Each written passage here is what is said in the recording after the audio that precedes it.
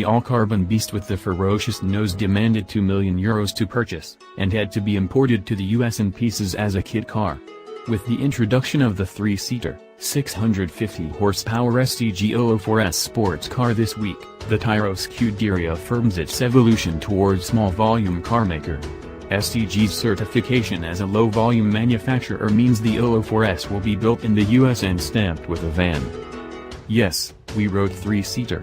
The SCG 004S places the driver in the center of the cockpit, between two staggered outboard seats, swiping a page from the McLaren F1's long list of killer apps.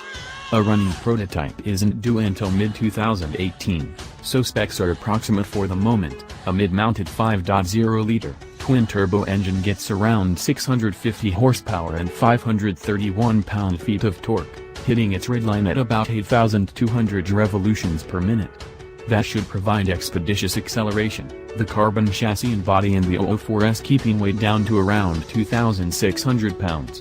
A 6-speed, 3-pedal, gated manual comes standard, a paddle shift can be spexed.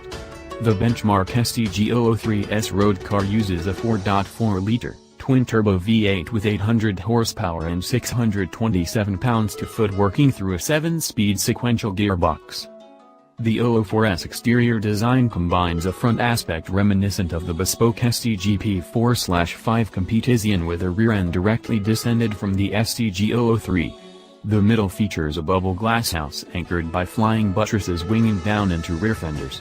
The buttresses will remind some of the new Ford GT, or BMW i8 or Acura NSX, but in recent design history Jason Castriot's Ferrari 599 design put functional buttresses back on the map, and Castriot's style Bertone Matite gave those winged elements top billing. Inside, a lengthy row of analog dials, toggle switches, and knobs dominates the SCG 004S instrument panel. The only digital concessions appear to be a rear-view camera, and race information panel to the right of the driver's seat, just above an iPhone dock. In contrast to the new-school carbon exterior, the streak of white gauges, fronted by a steering wheel that Steve McQueen might have handed over between driving stints, channels a hardy old-school racer ready for hard old-school drive.